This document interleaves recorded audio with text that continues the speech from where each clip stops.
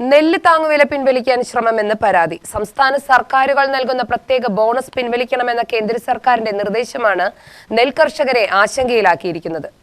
കേന്ദ്ര സർക്കാർ നിശ്ചയിച്ചിട്ടുള്ള താങ്ങുവിലയ്ക്ക് പുറമെയാണ് കേരളം അധിക ബോണസ് നൽകുന്നത്. സംസ്ഥാന സർക്കാർ നിലവിൽ നെല്ല് കിലോയ്ക്ക് 6.31 രൂപയാണ് ബോണസ് നൽകുന്നത്. ഇതുകൂടി ചേർത്താണ് 30 രൂപ കിലോയ്ക്ക് ഇപ്പോൾ നെല്ല് സംഭരിക്കുന്നത്. ബോണസ് പിൻവലിച്ചാൽ 23.69 രൂപ മാത്രമാവും. രാജ്യത്ത് നെല്ലുൽപാദനം വർദ്ധിക്കുന്നുവെന്നും സൂക്ഷിക്കാൻ ബുദ്ധിമുട്ടുണ്ടെന്നുമാണ് ഇതിന് കാരണമായി കേന്ദ്ര സർക്കാർ പറയുന്നത്. സംസ്ഥാന ചീഫ് സെക്രട്ടറിക്കാണ് കത്ത് കേന്ദ്രത്തിൽ നിന്ന് ലഭിച്ചത്. നിർദ്ദേശത്തിൽ കാർഷിക സംഘടനകൾ ശക്തമായി പ്രതിഷേധിച്ചു.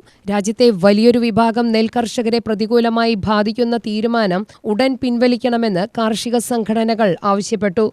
കേരള സർക്കാരിന്റെ പ്രത്യേക ബോണസ് അടക്കം നെല്ലുവില കിലോയ്ക്ക് 35 രൂപയാക്കണമെന്ന ആവശ്യം നിലനിൽക്കവെയാണ് ഉള്ള വില കൂടി കുറയ്ക്കാനുള്ള കേന്ദ്ര നീക്കം. സംസ്ഥാന സർക്കാർ നെല്ല് സംഭരണവും പണം നൽകുന്നതും വൈകിക്കുന്നതും വലിയ പ്രതിഷേധത്തിനിടയാക്കിയിരുന്നു. ഇതിനെതിരെ BJPയുടെ നേതൃത്വത്തിൽ കർഷക കൂട്ടായ്മ രൂപീകരിച്ചിരുന്നു. നേരിട്ട് സംഭരണത്തിന് പരിപാടികൾ തയ്യാറാക്കുകയും കേന്ദ്ര ഉദ്യോഗസ്ഥർ പാലക്കാട് സന്ദർശിക്കുകയും ചെയ്തിരുന്നു.